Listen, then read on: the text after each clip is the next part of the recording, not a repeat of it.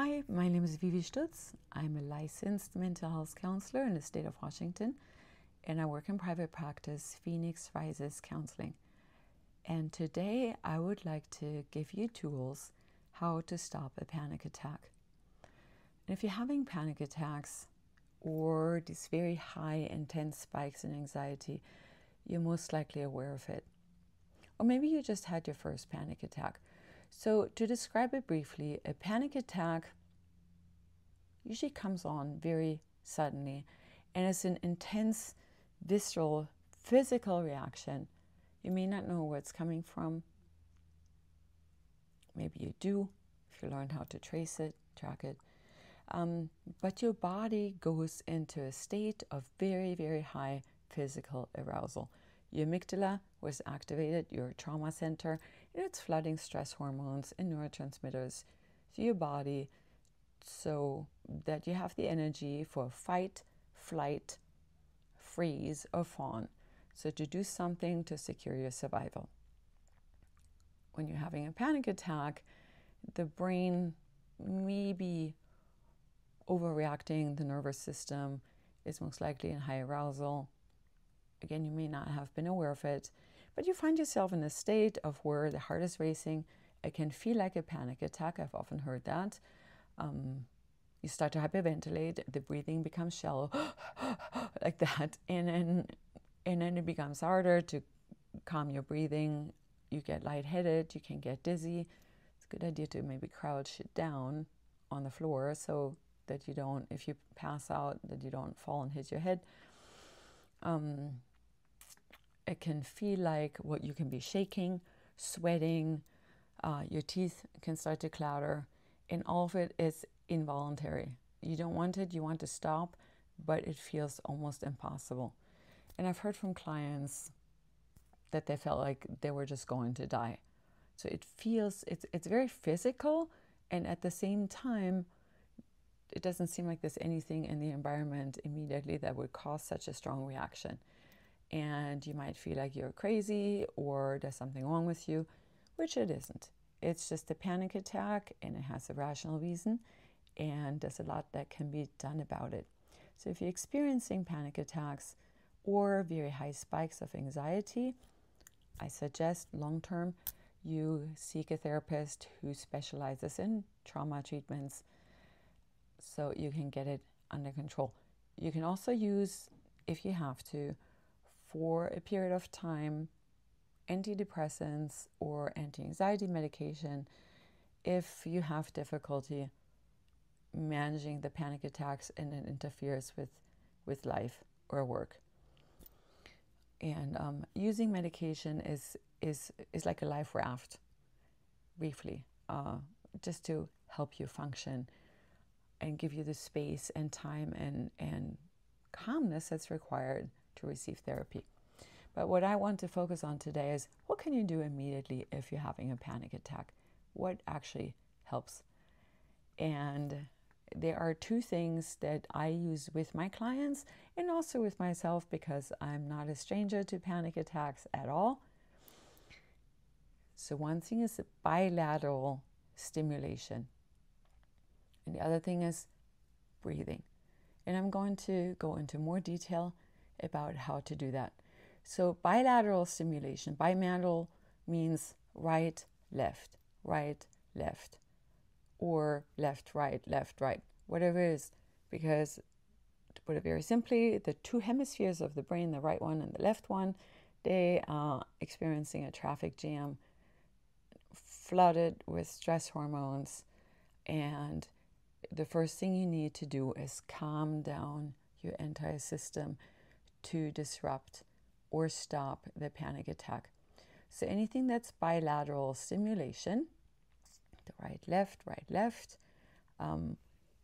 forces the two hemispheres of the brain, the right one and the left one, to stop the traffic jam and start communicating with each other.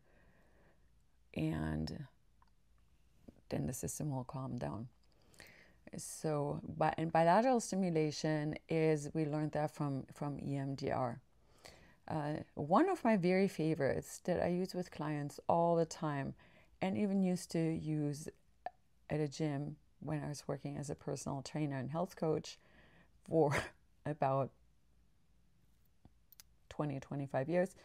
So to take a key, I don't have one, and actually I think I'm probably going to miss if I throw it and make a lot of noise. So, but most people have a key on them when they're somewhere and a panic attack starts. So maybe crouch down somewhere or sit down somewhere where you're not going to fall, and throw the key from the right hand into the left hand into the right hand, tossing the key back and forth. It's actually, it's not that easy to do, and you really have to focus and coordinate right, left, right, left, right, left, or the other way around. And first of all, it's distracting, but it also requires your hemispheres to get along, and it will disrupt the panic attacks. In fact, that's one of the interventions I use the most. I have clients who bought these foam anxiety balls, like little balls that you can squeeze, and they sit in the offices when they have a panic attack and throw the ball back and forth because it doesn't catch as much attention by coworkers. So you can toss anything back and forth, but you have to catch it, and it requires some attention. So very, very effective. Really my favorite tool to disrupt the panic attack. So tossing keys or these little foam balls. I think they're called anxiety balls because you can also theoretically squeeze the right ball, the left ball, the right ball, the left ball, anything that's bilateral. I was once driving and started to have a panic attack, and so I was tapping the steering wheel, right, left, right, left, right, left. I was on the freeway and I needed to calm down until I could take the exit and park. I don't suggest you keep driving when you're having a panic attack, but try to get off the freeway first. So I tapped on the steering wheel and it stopped the panic attack. So the right, left, very, very effective. Another thing that is really great and really necessary, if you're not in the car or in your office, is to walk. And walking also is bilateral stimulation. It's right foot, left foot, right foot, left foot, or the other way. Left foot, right foot, left foot, right foot. I don't want to give the impression that only right-handers can use these techniques. But walking, get walking. That's what we do when we work with first responders or critical incident. If we intervene at an accident scene or disaster scene, get people to walk. Walk with them, right, left. It's calming. Another thing you can do is EMDR tapping. It's also bilateral stimulation. And because I'm online, I'm going to use what we call an EMDR, the butterfly tapping. So cross your arms and do right, left. Very calming. Usually you want to start breathing. I'll cover that in a moment. Very slow, very gentle. I don't want to do it too fast because you don't want to activate a memory. Very slow, calming, gentle.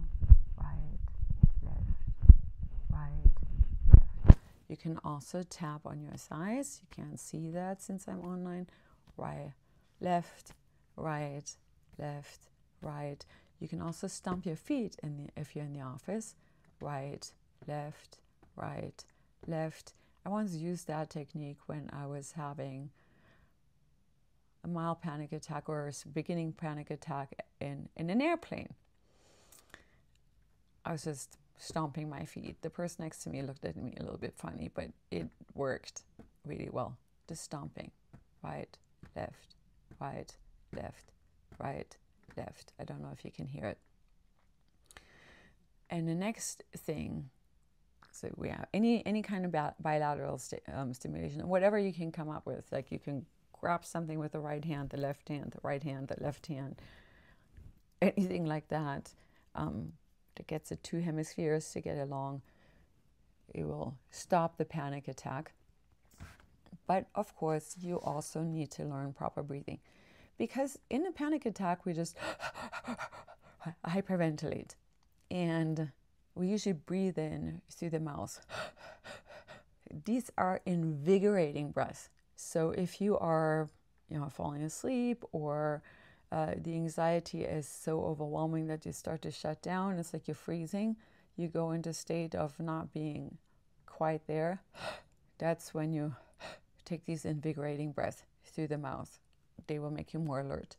But in a panic attack, you want to use soothing breathing. And that is in through the nose and out through the mouth. In through the nose creates a calming response in the brain. In through the nose, out through the mouth. And the way I learned it is that you want to breathe in on the count of 11 through the nose and out through the count of 7. I honestly had only one person who was able to do that without passing out, and that was a very experienced mountain climber.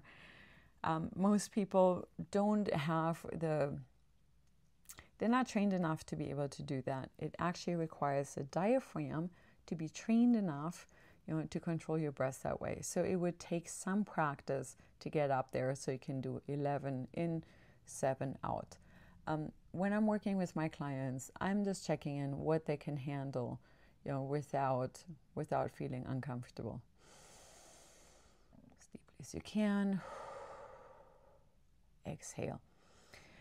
And another thing we want to be aware of, and I encourage you to please go practice proper belly breathing. It's also called vagal breathing. It's very similar, because if we do it right, it stimulates the vagus nerve, and the vagus nerve is in charge of blood pressure.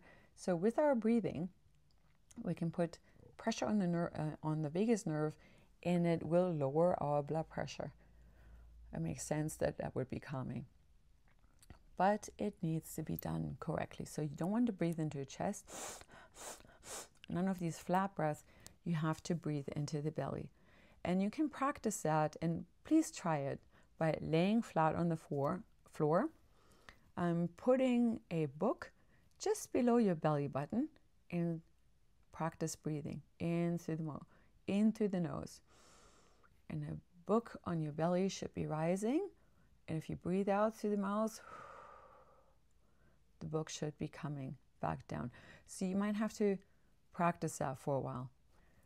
To move the breathing from the chest, which is a short, shallow breath that most likely increase your panic attack, or just doesn't have the same calming effect, to make it belly breathing.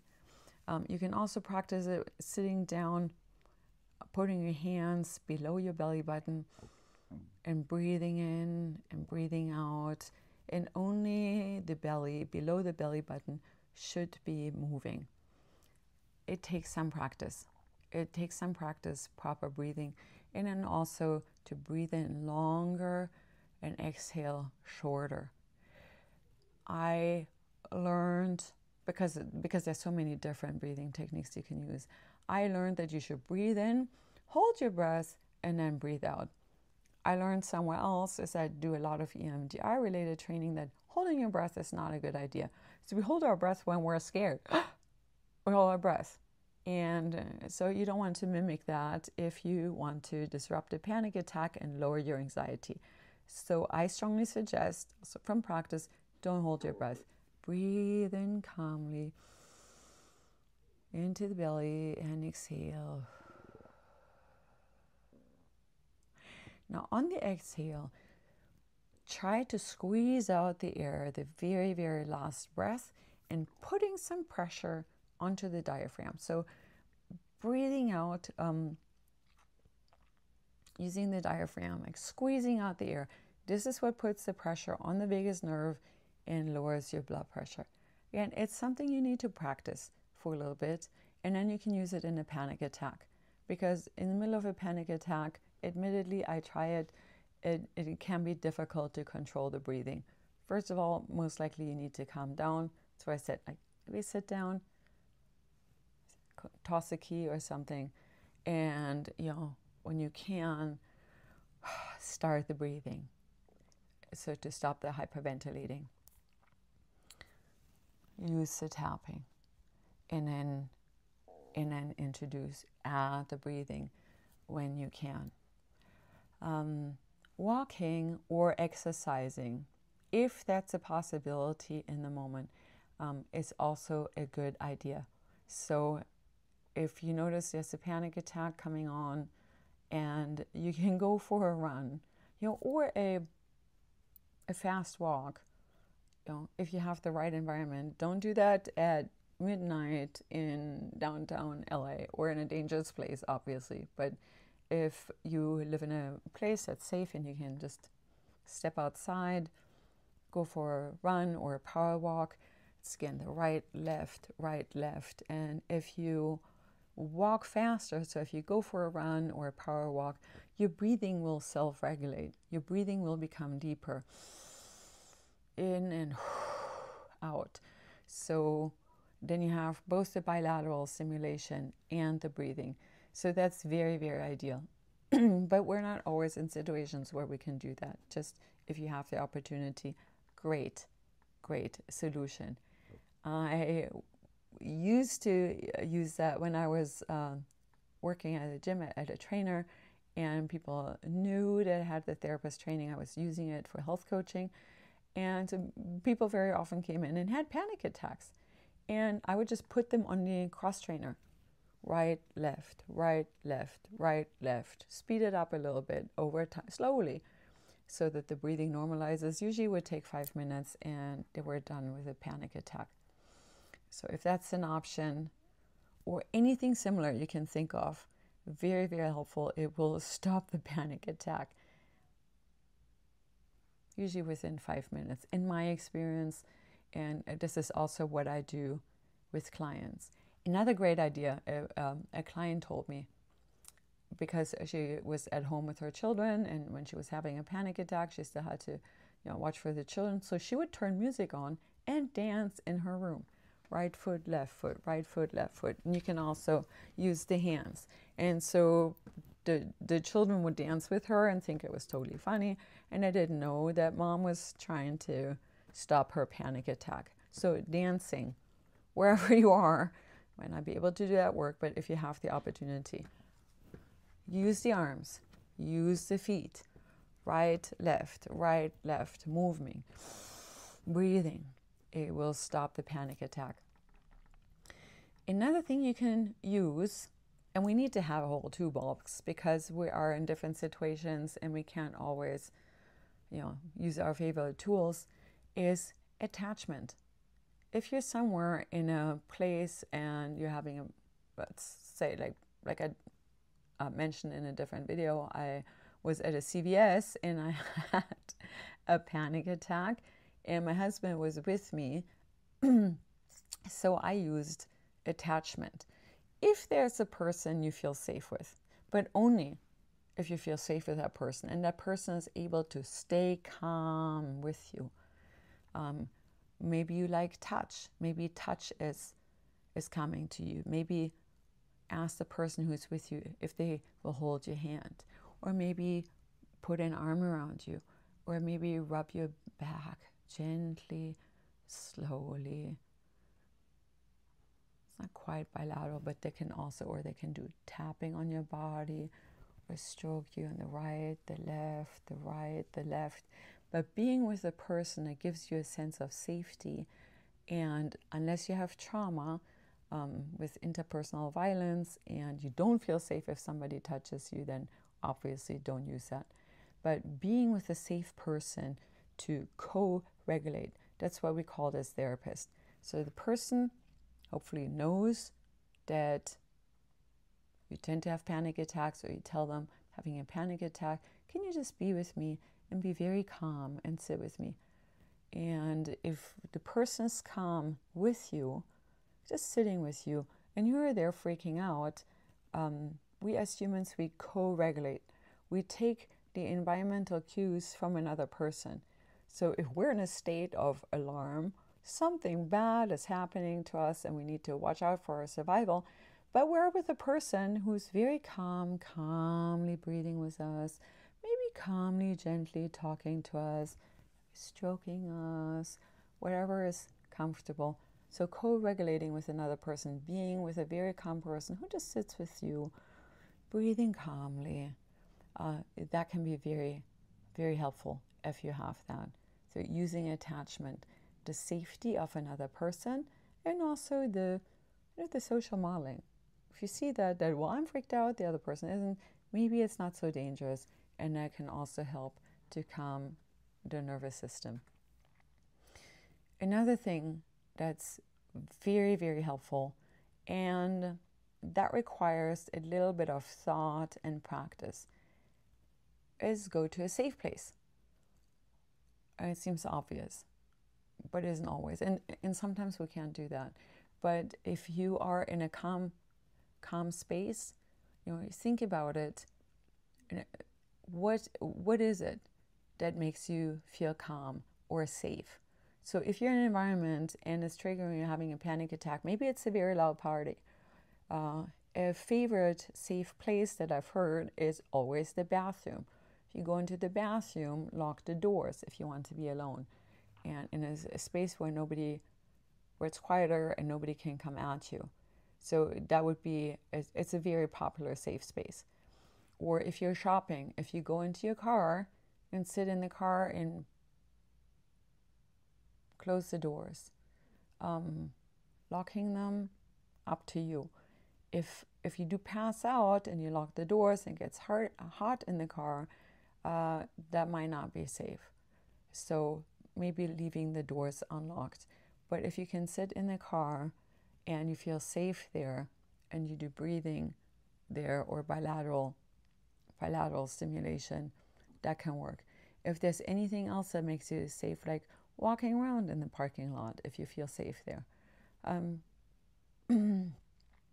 walking with another person, turning to someone who seems safe and calm. A store manager may easily notice, and hopefully they have some understanding and try to calm you down, talk to you calmly. So if that makes you feel safe, that can help. But just spend some time thinking about it, what makes you really, really safe. And that's something we use in EMDR when we prepare for a session. And EMDR is called Securing Your Space. And you give it some thought, like what makes me feel really, really safe in a space.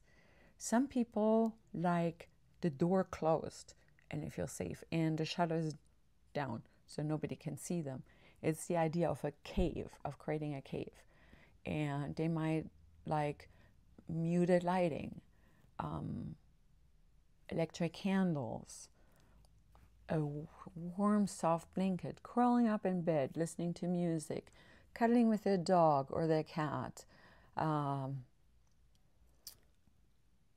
drinking warm tea, things that are soothing to us, to become aware of it. What is it that makes me feel really, really safe? Make a list. Maybe carry the whole list of skills with you so you can practice during panic attacks, but make a list. What makes you feel really safe at home? And what, if you're at home, you're having a panic attack, what can you do to secure your space where you feel the most secure? For example, if I'm experiencing anxiety, and I'm in Los Angeles right now, so I have a good share of anxiety, I like to go and meditate and breathe, but I notice that I feel the safest if I sit behind the couch with my back to the couch. I don't like to sit on the couch. It's somehow too exposed. So I sit behind the couch with my back against the couch, and then that makes me feel really safe. I've just noticed that because this here is a furnished apartment and it's not my own. It's not my own home where I have lots of safe space tools, and I personally like the shutters kind of drawn, but just so that enough light comes in. I like the door closed. But I know some people like to have the door wide open and sit facing the door so they can see who could be coming at them, and that makes them feel safe. I also heard from somebody who liked to sit with, with their, close the door of their room and sit with their back against the door. And it calms them down. So really pay attention to what are elements that make you feel safe, because that's going to be calming. And have a list what you can do at home to secure your space, make yourself feel as safe as possible in the space. And then also write down, what can you do at a party? What can you do when it happens at a store? What is helpful for you?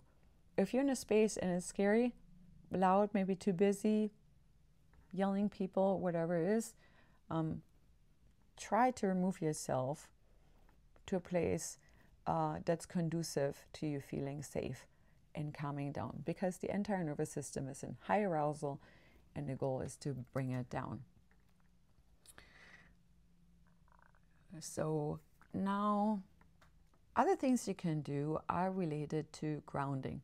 So if you're having a panic attack, you're really reacting to a trauma that happened in the past, and something in your environment, some interaction, maybe a smell, maybe a location, something that is slightly similar to something that used to scare you in the past is most likely triggering the panic attack. And so it's very difficult in the moment to figure out, like, why is this happening to me? And you're busy with all these physical symptoms. So, but something in the past triggered the panic attack. I mean, there's a trigger most likely in a moment. At first you go into shock, then there's a delay, and then there's a panic attack. So, but something that happened in the recent or kind of later past that's manifesting right now as a panic attack. So actually, your brain is firing, is warning you of something because there's a similar threat that seems like it can be a smell. It really could just be a smell even, or a rose bush that reminds you of something, and you passed it and you didn't even notice it. But something in the past is surfacing. And another way of disrupting a panic attack, and I think that's, after the strong interventions like tossing the key, breathing, walking, but what you can also do, to further work with your panic attack is using grounding techniques. And grounding is anything that brings your attention back into the present. Because if you're really in danger right now, the second when you're having the panic attack, well, nothing dangerous is going on, because you wouldn't have the panic attack like in the middle of an emergency. Because the amygdala fired, you have all these stress hormones, you would be running away, fighting, maybe totally freezing, fawning, trying to please the attacker so they don't hurt you. You'd be busy dealing with your survival. If you're having a panic attack, that lets you know it's something from the past. So right now in the second, I'm probably relatively safe, because otherwise I wouldn't even have time to have this panic attack. So grounding yourself in the moment is a really good idea, because it brings you back into present awareness that right now, if you're having this panic attack, most likely you're safe enough to have it. So, and unless there's a threat close by, obviously you want to remove yourself, but that's not when the panic attack typically kicks in. So grounding techniques can be drinking cold water. For example, that's where ice cold water, personally hate it. It's not that hydrating, but ice cold water, drinking small sips of ice cold water is a good technique to disrupt a panic attack, or maybe when it starts to wear off and you want to bring it down further and further and further. Drinking cold water, it's very grounding. It brings you in the present. Another great idea a client told me, I wouldn't do it, but it works. Taking an ice cold shower. That will for sure bring you in the present, that you're in the shower and it's freezing and nothing bad is happening right now. So it will disrupt the panic attack. It's a bit brutal. Besides, you can't do it at every location. But so cold water, even drinking it, brings you into the body, into present awareness. You can also go, let's say you're at a party and it's just too freaking much, go into the bathroom where you're alone and splash your face with cold water, or splash also the arms. Maybe bring your sleeves up, cold water on the arms, into the face, like really, really cold. So it's a little bit of a sensual shock because it brings you into the present. It snaps you back into present, out of the past that is surfacing as a panic attack. Another grounding technique, and it's all about bringing the attention, the awareness back into the here and now. And it's a technique that we do use in EMDR during states of high arousal or anxiety or panic, is we call it, I've learned it as a safe space. But let's say you sit somewhere, maybe you sit in your car and you want to bring yourself into present awareness. Look around you, breathing, and that's at a time when the panic attack maybe is not totally secure, so intense that you feel like you're going to have a heart attack. But notice your environment and look for, let's say, 3 blue things and name it. I see a metallic blue car in a parking lot. I see a blue can in the trash, a blue soda can. I see a blue t-shirt on someone who is walking past. So you notice things in your environment and describe them. I noticed this. I noticed that 3 blue things, 2 round things. What's round in your environment? Right now for me it's the button on the cell phone that lets me know I'm filming, and the light behind me, they're rounds. I can look at them, describe them. The light reminds me of a moon. It's kind of bright white, but not too bright. Describing that. You can do it out loud if you're alone, or just in your head, or doing it with a person that you can trust. Find a triangle in your environment. Describe it. Then notice, just describe maybe 3 or 4 things that you can see in your environment. What do you see? And describe it, talk about it, because you have to focus on the present moment. Notice 3 things that you can feel. Touch a fabric. If I touch my dress, it's linen. It's not totally soft. It feels very solid and a little bit coarse underneath my hands, but smooth enough. Or feeling the texture and describing it will bring you back into the present. Describe smells. Notice 2 or 3 smells in your environment. Maybe I just had the windows open and I still smell the woodsy smell of Woodland Hills. Topanga Canyon is nearby. I smell that woodsy smell. I also smell that there's cat food that's going bad that I really need to throw out because it's warm. 2 smells, noticing them, smelling them, describing them. So things you can see and describe, things you can feel, touch, things you can smell.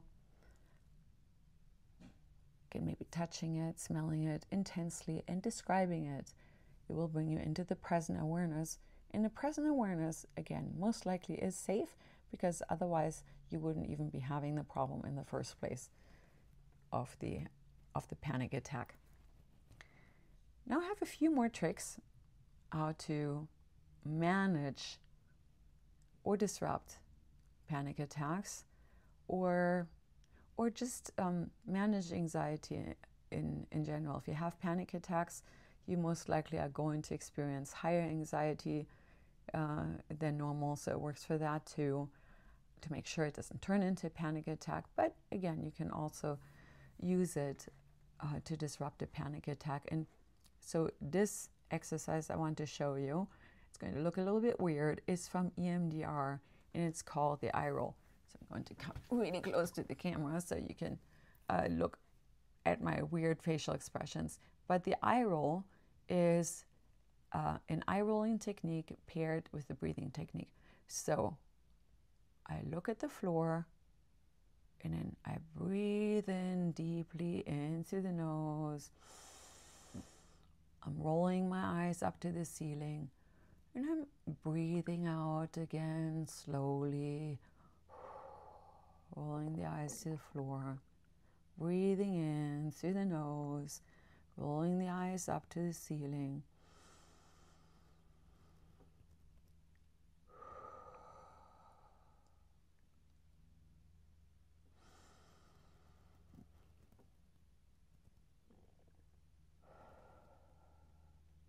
So I hope you can see that. I always think that if I show it, it just looks goofy.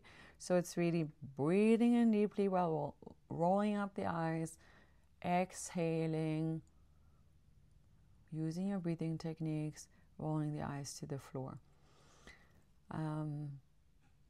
Try it. Try this exercise when there's something that's upsetting to you or you're being anxious. Sit down somewhere and do the eye roll for a while. Maybe 5 times, maybe 10 times. And then notice, check in with yourself how you're going to feel afterwards. You're going to feel calmer, and also your perspective on whatever was upsetting you or causing anxiety is going to shift. I have my own personal theory about it because it's so complicated. I think it always makes me cross my eyes, the eye roll. Then I'm so busy with something else that it's maybe a really good distraction technique to bring myself back into present awareness. But this is what disrupts the anxiety, or even negative thoughts that go in the wrong directions that could cause anxiety. So please try that. And maybe try it at home. Think of something that is unpleasant, that gives you a little bit of some discomfort. Try it and see how you feel later.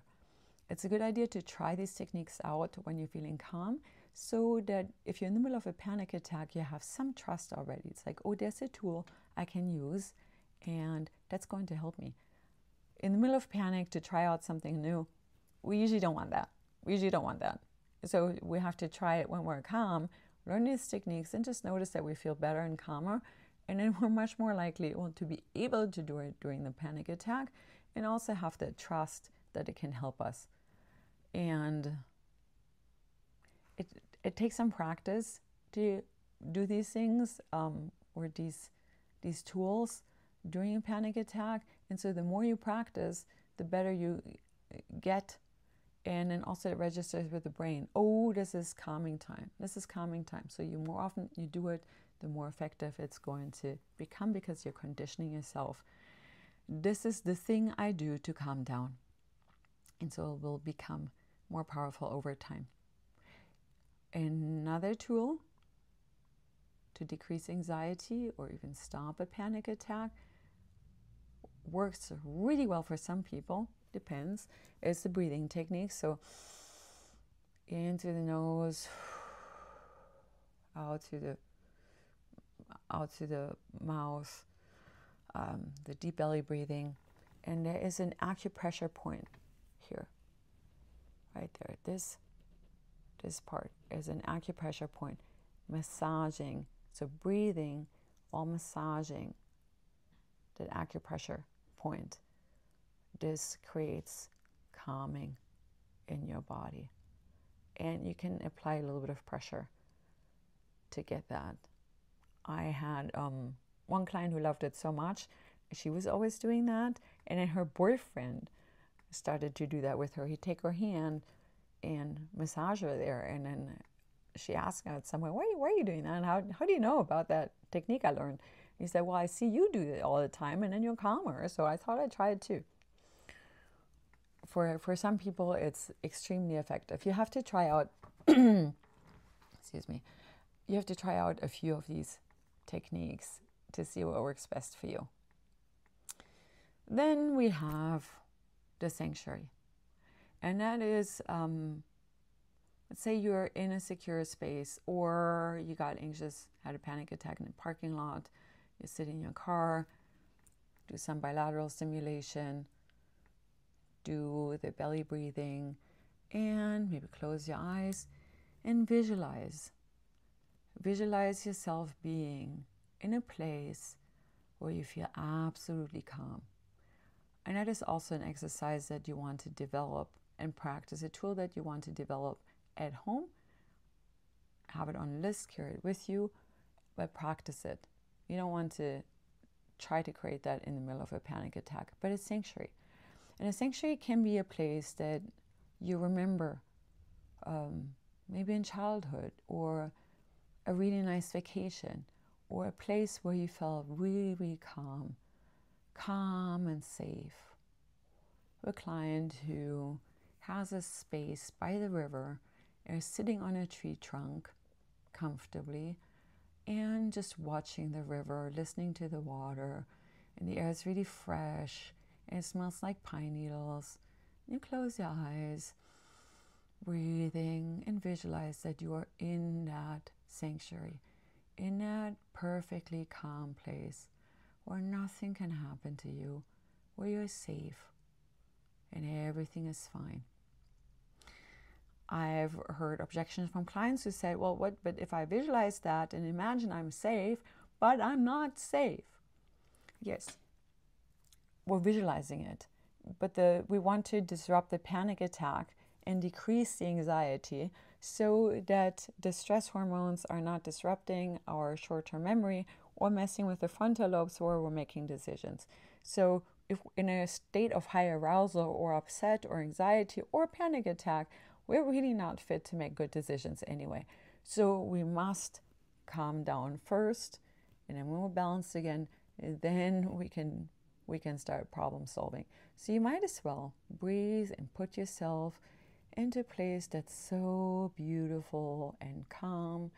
For me, it's a childhood place where there's a summer camp where there were a lot of horses, the North Sea coast of Germany, and there was a swing, and I could see the horses in the fields and smell the horses, and that was a place where I felt so safe that it always comes to mind for me.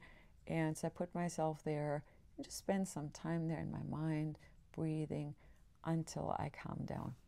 So develop a sanctuary for yourself.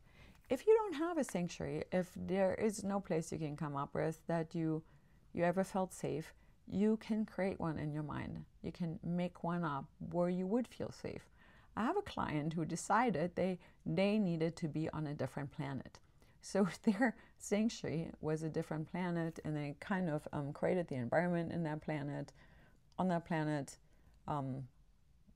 and whatever else was on that planet. But they went to a separate planet in their mind, and it was just theirs, and they were alone on that planet, and it made them feel safe. So that can also work. You can get creative. You can imagine something. I know that people have also used locations from video games. I guess if you have a video game that has safe places, I don't know, I don't play them, I didn't grow up with them, but anything you can come up with. Excuse me. So that's the sanctuary. Visualize yourself in a safe place until you calm down. Now, meditation is always a good idea, and it's a great skill to learn, and it will bring down your anxiety if you meditate regularly. Meditation is really just a supreme tool. It's difficult to learn, but you can just meditate even for 3 minutes to practice it. And you can do meditations that just focus on the breath, in, out, in, out, just focusing on the breath and letting thoughts flow through your mind. Just observe them, let them float away, noticing that they're just thoughts. They actually don't have any power over you. They're just thoughts passing through, release them. So you can do that. You can do a mantra meditation. So you can use a Sanskrit, Christian, whatever word, or even just the word peace.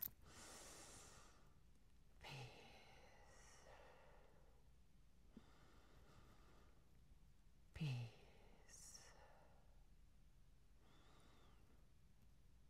Peace. Do that for 3 minutes or 5 or extended meditation techniques. And then there are other meditation techniques that also really work for people who have that very busy mind and it seems too difficult to calm them down.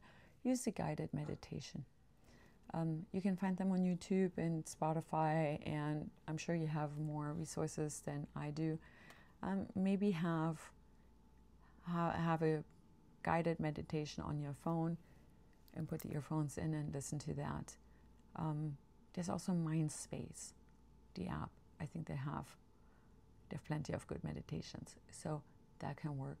Just meditate for 3 or 5 minutes. That's also a good idea. Anytime you're upset, just upset. There's no anxiety, but detach from the moment. Focus on calming down. Very, very helpful. One of the best tools, really, you can develop. Another thing you can do to stop a panic attack or to bring down anxiety is self-parenting or soothing self-talk. One of the problems when people have anxiety or panic attacks is that the self-talk gets really mean. You know how we start to beat up on yourself? What's wrong with me? Why is this happening to me? I'm crazy. Oh, that's so embarrassing. I shouldn't be doing this. I should be controlling that. Why can't I control that? This is terrible. As you notice, if I do that, my whole nervous system goes into higher arousal. Well, that's a really bad idea because we want to calm down the nervous system. So we can put our hands in our chest. That can be helpful to connect with the heart, or maybe do a hug, holding yourself, and self-parent yourself. The parts inside of yourself that are freaking out and that are afraid are most likely younger parts of yourself. And you can use your inner parent, so your today awareness as an adult, to talk to the younger parts inside, or just the parts that are afraid, like a parent, like a loving, kind parent, or the parent you always wanted. You didn't have that parent. It's okay. It's okay, baby. We're fine. I've got this. I've got this. I've got you safe. Let me tug you away. Let me tug you away in my heart, or maybe in my sanctuary. I'll tuck you away. It's all right. I'm here. I'm protecting you. I'm an adult. I know what to do. I can handle situations like this. I've handled them before. I have a lot of experience. It's okay. It's fine. We're safe. We're safe right now. We know how to keep ourselves safe. I can handle this. I'm just going to calm down right now. Just peace. Everything is fine. You can enhance that loving self-parenting or positive, soothing self-talk by tapping. This is also from EMDR therapy, the bilateral tapping. Right, left, right, left. You don't want to do it really fast because you don't want to go into arousal, but just gently, softly. It's all right. I can find a solution. You can calm down right now. we're safe. We're safe. We're safe in the universe. We're protected. We have what we need to handle the situation. We're gonna be fine. We've been through things like that before. We can handle it. It's alright. Or you can use self-talk. I'm a good person. I'm fine. There's nothing wrong with me. It's just a panic attack. I can handle it. It's alright. It's alright. It's safe. It's safe to calm down right now. I'm a good person. I'm capable. I'm competent. I'm enough. I'm good enough. I know what to do. I'm alright. So if you use the soothing self-talk and you use bilateral stimulation, it sinks more deeply into the unconscious. It's like the body, the whole body takes it in more. So with any kind of affirmations you're using, I suggest the gentle, slow tapping. Very, very calming. Now, if you have the patient and you're still sticking with me, there's another thing I find really great, and that's bilateral music. So bilateral, lateral like the two sides, right, left, that's bilateral. And you can find recordings, and I recommend one on my website that was developed by a psychologist, and I pay for that just to know that it's recorded the right way. But you can also, if you Google bilateral music, you can usually find some. You use it with headphones, and it's recorded in a way that the music is going off in the right ear, the left ear, the right ear, the left ear, if it's done correctly. So if you find something free, I've tried free things on Spotify because I always look for resources for my clients or for myself. And some I've found music that said it was bilateral, but it didn't cause the calming effect. And if you really listen to it, you can notice how it's going off in one ear, then the other ear, one ear, the other ear. It's great for sleeping, by the way. If you're anxious and you can't sleep, I've used that in my own therapy years ago, where I was then sleeping with little earplugs and the music was going off right, left, and it put me to sleep. And I have clients who walk around and have it on low volume and walk around and do chores in the house because it's so calming. So bilateral music, you can check on my website under client resources, or if you click on where I keep the trauma self screen. Also this video today, there will be a list on my website. You can download it for free. Not collecting emails, as it wouldn't make any sense for me. But you can find it in that section, free client resources, and where I recommend somebody I know does it right and it's very effective. Or you can just try it and Google something and see if you find bilateral music for free. But that can also be successful. Other things to disrupt anxiety or to manage anxiety if you deal with it a lot is yoga. Yoga brings you into the moment. It's very meditative, and you have to learn mindfulness in order to hold a stretch or position for a long time, and you have to learn the breathing. Very effective, and yoga in general is very effective for people who experience trauma and are now experiencing panic attacks or anxiety, because it trains you to be in the moment, in the mindfulness of being in the moment. Will disrupt the panic attack. Because again, you wouldn't be having the panic attack if you were in immediate danger, because you'd be busy with survival. So panic attack only happens when you're actually safe enough to have the panic attack, because otherwise you'd be in shock. Another technique that works for clients, and I think it's a little bit advanced, is if you have an anxious feeling, and maybe not the panic attack. I would say like for, anxiety. So not on a scale from 1 to 10, the 10, like maybe if you had a 5 is anxiety, is to use mindfulness and sit in the feeling very consciously. So instead of avoiding it, is like you take a magnifying glass and you look at that anxious feeling, you stare at it, and it's as if, if you're a little child and you thought there were monsters in the dark closet and totally afraid of it, and you don't look into the dark closet, well, then the monster can scare you because the shadow could be a monster. But if you turn the light on and you look into the closet and you really look at the dark shadow, you'll see that it's actually not that scary and it loses power over you. And you can do the same with mindfulness.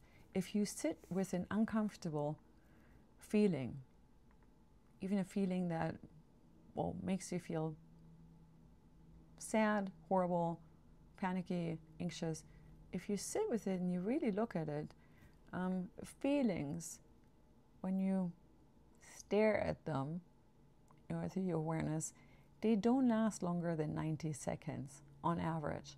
So if you, instead of avoiding it, if you stare at it, or if you mindfully really sit in it or go right into that feeling and feel it intensely and feel the physical sensations, and and just notice the thoughts, but really to look at it inside of yourself with a magnifying glass, 90-second maximum, very often only 60 seconds. And then the monster in the closet doesn't have any more power over you. They don't last forever, these strong feelings. And if you kind of try to avoid them, they keep popping up. But if you focus on them mindfully, they don't last and they evaporate. Another thing, I want to bring exercise again to your awareness. Anything that's breathing and bilateral, going for a run. Other than yoga, weights, it's great. Dumbbell. Working my biceps. Right biceps, left biceps, right biceps, left biceps. It regulates my breathing. Absolutely effective to stop a panic attack. Another thing I've heard of is a weighted blanket. So if you Google that, you can buy them. I don't have one. I know clients have them. It's, a weighted blanket, or kind of like a mixture of a blanket and a jacket, but has weights on it. And you put that on and put some pressure on you.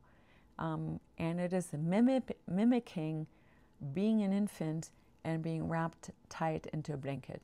And you might be aware of it, that if infants, if they're very anxious or crying, to be wrapped up into a blanket or like a burrito tightly, it feels like a tight hug, and it's very, very soothing.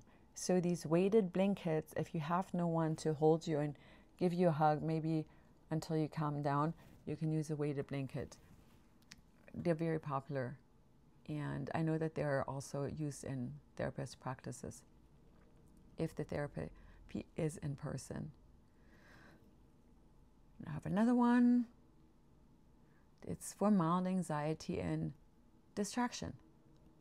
Distraction can be a good way of disrupting anxiety. And by distraction, I don't mean avoidance. It's just a technique to get out of that state of high arousal and anxiety. Because it messes with your brain chemistry, you're really not in a position to come up with really great ideas or make plans or evaluate a situation rationally. The brain is just a bit screwed up, so you need to calm down first. So distraction can be helpful, such as, let's say you have an argument with your partner and it's giving you anxiety, or you just got a bill and it's freaking you out, you're not quite sure how to fit that into your budget. Just in that moment of upset, go for distraction. It can be reading, watching comedy. I've heard that on Netflix. I've heard that from a client, to just watch 2 or 3 comedy clips. Apparently, that's really great because it'll make you laugh and your mood will shift, your system will calm down, and once you're calm, then you go back to the situation that was upsetting, that gave you anxiety, and most likely you will be calm enough so you can think about it and then find solutions. So anything you like to do instead of being upset or being anxious is a good idea. Handcrafting, I've heard that from clients. Knitting, it's also right, left with the needles. Great idea, because then you also have the bilateral stimulation. But anything that's distracting, painting, dancing, listening to music, again, if it's watching TV, do that. Or whatever you enjoy to do that makes you feel good. Go do that and just enjoy that. It's a great idea if you have something that's a little bit more involved than just taking a walk, but taking a walk works for a lot of people, or just listening to music. It takes your mind off things, you calm down, and you come back to the problem later. And so for today, I just want to bring back the option of medication. And as you know, if you're experiencing a lot of panic attacks and a lot of anxiety, obviously there's something going on in your system that needs attention, and you might be looking for a therapist or the right therapist, and maybe it takes a while.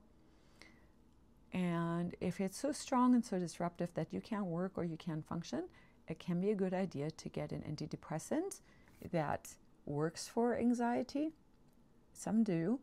Or an anti-anxiety medication, at least for the short term. And I'm not the greatest fan of medication myself either. So with clients, I only make that the number one solution if the client is so impaired that they can't function, they can't go to work anymore, their life is falling apart, and I'm worried that, well, they could feel so bad, so anxious that they eventually get depressed. Maybe they could become suicidal. It can get very, very serious. And then you use medication, and think of it for the short term. And a medication is like, let's say you're drowning. You're freaking drowning, and you're really just trying to get your head above water and gasping for air. This is not a good time to learn how to swim. Learning how to swim, that would be in therapy. But if you're drowning and just gasping for air, you need a life raft immediately. Something needs to pull you out of the water, and so medication can do that. It can just help you, get you out of the water, like a lifeline, pull you out of the water, and then once you're not drowning anymore, then it's a good time to learn how to swim, but not in the middle of drowning. So that's how I see medications. Sometimes therapy can't even grip yet if you're so anxious and so impaired, really. So it's so hard to function in your life or to take any information in because the brain constantly misfires and you get anxious and you blink out and get confused. So in these severe cases, I recommend medication to my clients, and I often see it that it's just a period of time. Then they learn how to swim in therapy. So then with me, they get EMDR therapy. They resolve the issues. They learn these panic attack stopping or anxiety management skills, relaxation skills. Of course, there are many more. They learn skills, and then they can get off the medication again. But I just want to say here that medication has its place.